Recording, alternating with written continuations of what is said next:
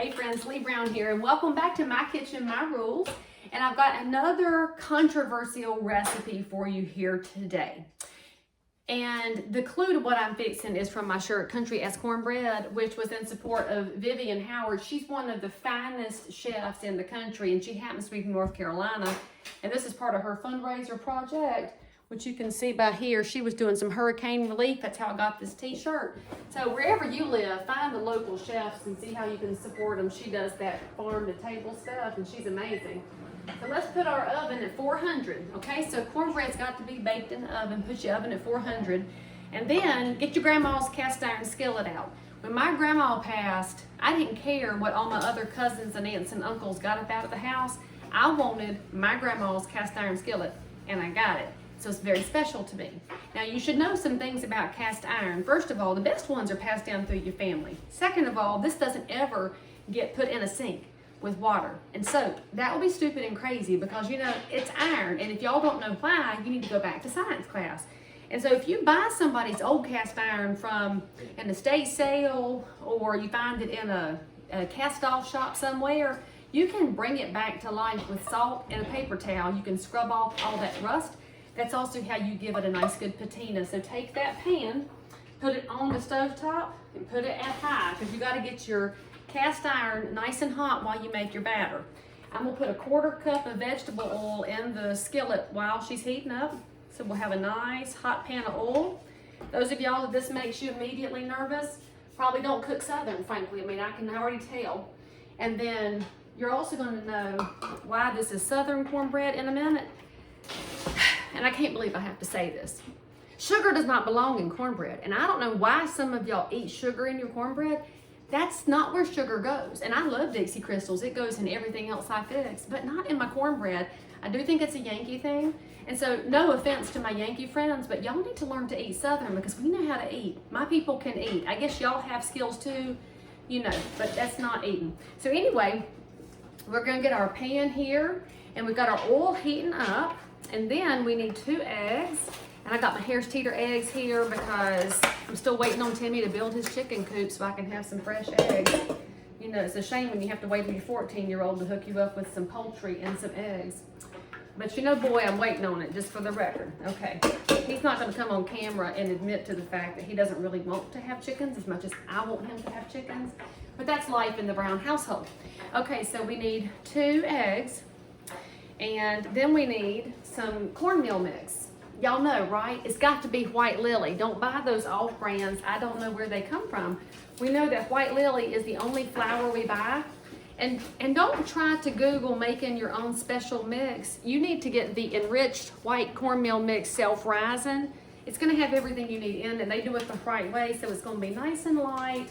And frankly, I've tried to make my own self-rising before, and it kind of works, but not really, because I'm not a scientist when it comes to these things. And so just buy you some White Lily enriched white cornmeal mix self-rising, and you need 2 cups of this, okay? So you notice we did not buy plain cornmeal from the grocery store. It's very important. All right, so 2 cups. And now I probably shouldn't talk because I will not measure correctly. That's a 1/2 cup, so there's 1. And then we're gonna have almost 1 1/2. And now it'll pour because my bag's about half gone. And SHAZAM, we have about 2. Now your cornmeal mix for your cornbread is gonna be in the thicker than pancake batter kind of a category, which I know sounds very technical. So keep your cornmeal out, because you may have to thicken it or thin it depending on how you've got your mixture looking, because it's not gonna be the same every time. And then we need some buttermilk. And we have, let's see, what did they have at the Harris Teeter? They had Hunter Farms today. So we've got our buttermilk. And I've heard some people use regular milk, but I did not grow up with people that do regular milk. In fact, my granddaddy would have a glass of buttermilk and stick cornbread in it and eat it with a spoon. It looked nasty then, it looks nasty now. So anyway, I don't know how he ate that, but whatever, he was a happy man. 1 3/4 cups. There's 1 3/4. All right. And actually the way my granddaddy would have measured it, he had the buttermilk and the oil in the container at the same time. And that's just how he rolled. So let me get my fork to stir it up with, because I know y'all love it when I go off camera because I forget things. That's just how we roll over here in My Kitchen, My Rules. All right, so we've got eggs, and we've got oil in the pan, and we've got buttermilk, and we actually are gonna put in 2 tablespoons of oil in here too. I like to start my eggs in buttermilk and bust up those yolks before I toss in the oil. I don't ever think it mixes right if it doesn't, but that's just me, and maybe yours is different. All right, let's give us a tablespoon of oil here. So 2 more tablespoons here. And there's 1, and here's 2. Daddy, remember how Papa used to do that, where he put the oil in first and buttermilk on top? That's what he did in making the batter for the fried jack pies too. All right, so we've got oil, egg, and buttermilk. And really just want to mix it until it's combined, okay? So don't over mix or it'll be tough, tough, tough, tough, tough. And now we've got it mixed up. See, it's kind of a little bit thicker than pancake batter, so I've got mine the way I want it. And then we're going to put just take your fork, put just a wee tiny bit in your oil. You hear that? I guess that's an ASMR over there. If you hear it skittling, it's good and hot. So now we're going to pour in the batter close to the top, okay? I do need to get my spatula for this, so I do it the right way. You gotta leave some room at the top of your skillet, okay? Let me change my camera angle so y'all can see what's going on here, because this is like science in action. That's the fun of cooking. It's like science. Okay. And look at that oil just shimmering. Pour this in here.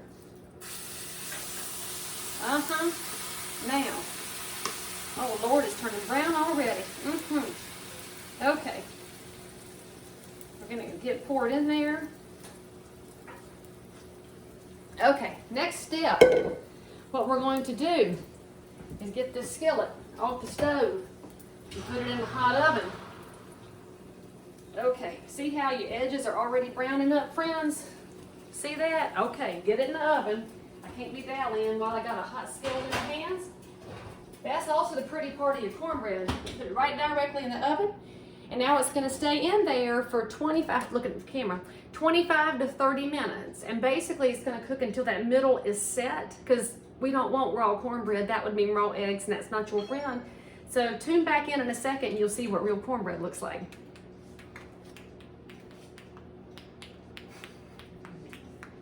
Well, I'll just hit the button. All right, timer's off. Y'all ready to see what real cornbread looks like? Yes. Now, cast iron ain't light, so make sure you did your upper body workout. That, my friends, is real skillet cornbread. See, we're firm and crispy on the outside, tender on the inside.